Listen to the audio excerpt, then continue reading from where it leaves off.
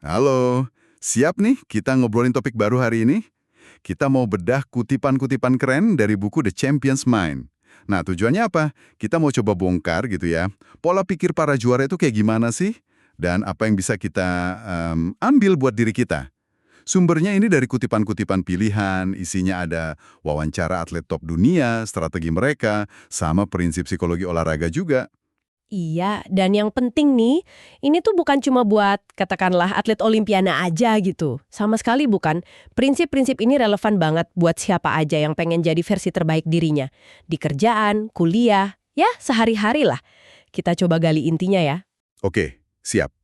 Mari kita mulai. Yang pertama banget kerasa dari sumber ini, gagasan kalau pola pikir itu seringnya lebih nentuin daripada bakat bawaan. Kayak contohnya Michael Phelps, Roger Federer, Usain Bolt, fisik mereka kan gila ya, tapi buku ini bilang kuncinya justru di kepala, di mental. Gimana tuh persisnya? Betul, sumbernya ini nekenin banget bedanya performa yang biasa aja sama yang puncak itu ya dimulai dan diakhiri di pikiran. Dan kabar baiknya, ini bukan sesuatu yang kayak ya udah bakat aja gitu. Pola pikir juara itu ternyata bisa dikembangkan. Jadi ini kombinasi mental, fisik sama teknik. Tapi fokusnya mental ini bisa banget dilatih. Oh, menarik. Jadi bukan cuma soal gue berbakat atau enggak ya. Nah, kalau bisa dilatih, mulainya gimana? Ini ada kutipan Muhammad Ali nih.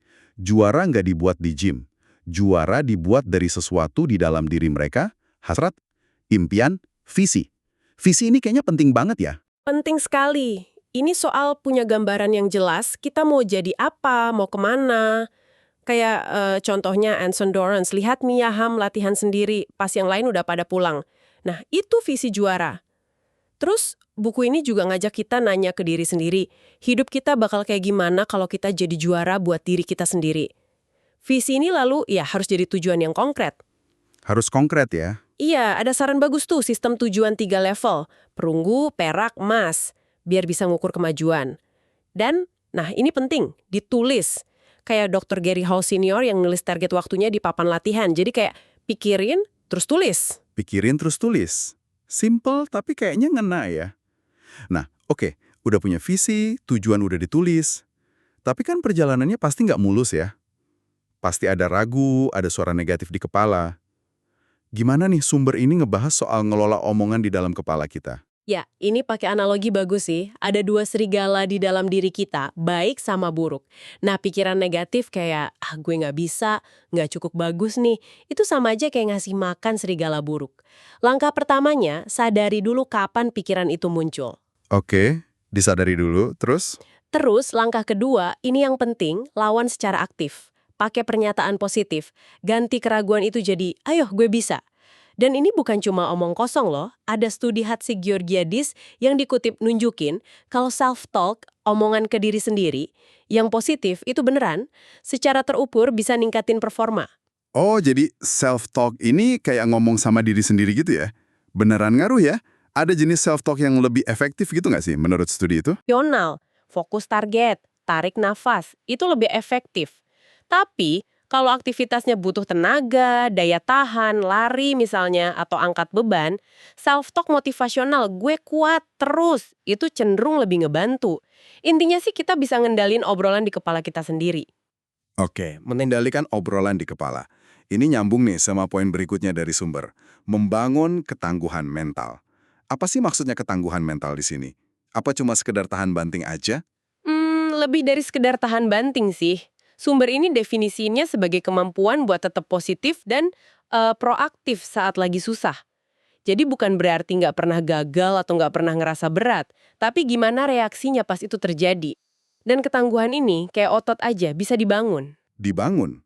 Gimana caranya? Caranya, ya dengan sengaja ngelakuin hal sulit berulang kali, apalagi pas lagi nggak pengen ngelakuinnya. Tiap kali kita berhasil ngelewatin tantangan itu, kita kayak, nabung di semacam rekening bank kekuatan batin. Hahaha, suka nih analoginya. Ada contoh nyatanya nggak di buku itu? Ada beberapa. Misalnya Ryan Grant, pemain NFL, dia pernah fumble, bikin kesalahan fatal gitu 2 kali di satu pertandingan penting. Tapi dia bisa bangkit. Atau cerita Billy Mills, pelari yang ngatasin banyak banget rintangan, dianggap remeh, tapi malah dapat emas Olimpiade. Mereka itu udah nabung kekuatan batin jauh sebelum momen-momen itu. Jadi, kalau kita coba tarik benang merahnya nih dari semua ini, intinya apa ya? Jelas banget pesannya. Pola pikir itu bukan takdir, tapi sesuatu yang bisa diasah. Punya visi jelas, ditulis, terus ngelola omongan di kepala, bangun ketangguhan mental pakai latihan. Ini semua kayak alat ya buat kita. Betul sekali. Prinsip-prinsip ini fleksibel banget. Anda bisa pakai buat ngejar medali emas versi Anda sendiri. Di kerjaan, di studi, di aspek hidup lainnya. Intinya sih komitmen buat terus jadi versi terbaik diri kita secara konsisten. Gitu. Sip. Nah, sebagai penutup nih, mungkin ada satu pertanyaan buat Anda renungkan dari obrolan kita barusan.